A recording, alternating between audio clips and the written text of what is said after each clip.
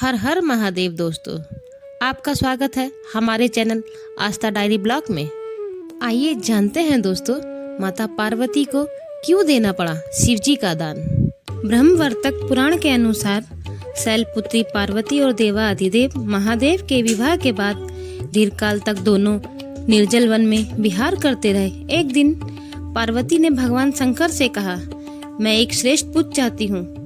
तब शंकर जी ने पार्वती को पुण्यक नामक महान पुण्य देने वाले व्रत के बारे में बताते हुए कहा, इस व्रत से तुम्हें संसार में विख्यात पुत्र प्राप्त होगा। पार्वती जी ने पुण्यक व्रत करने का निश्चय करके सभी सामग्रियों को एकत्र करने के लिए ब्राह्मणों व दास दासियों को लगा दिया।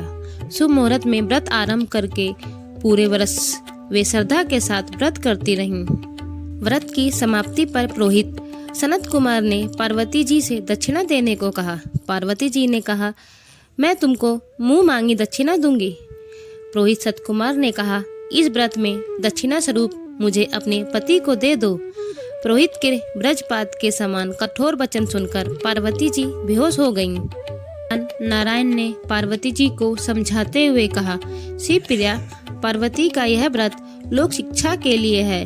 ये तो स्वयं ही समस्त व्रतों व तपस्याओं का फल देने वाली हैं। शिवे, इस समय तुम अपने पति महादेव को दक्षिणा में देकर अपना व्रत पूर्ण कर लो। गौ की भांति शिव भी विष्णु के शरीर है, अतः तुम पुरोहित को गौ मूल्य देकर अपने पति को लौटा लेना। पार्वती जी ने हवन की पूर्ण आहुति दी और अपने प्राणनाथ शिव को पुरोहित को दक्षिणा रूप दे दिया। दक्षिणा देने के बाद पार्वती जी ने पुरोहित से कहा, गौ का मूल्य मेरे पति के बराबर है, अतः मैं आपको 1,00,000 सुंदर गाय प्रदान करूंगी। आप मेरे पति को लौटा दें। पुरोहित ने पार्वती जी से कहा, मैं ब्राह्मण हूँ, मैं 1,00,000 गाय लेकर क्या करूँगा। इस दुर्लभ रत्न के सामने इन गौ का क्या तुलना है। मैं इस दिगंबर को अपने साथ लेकर त्रिलोक में घूमूंगा। बच्चे इन्हें देखकर ताली बजा बजा कर हंसेंगे। कोमल हृदय पार्वती जी पुरोहित की बात सुनकर बिना जल की मछली की भांति छटपटाने लगी। पार्वती जी सोचने लगी, मैंने यह कैसी मूर्खता की।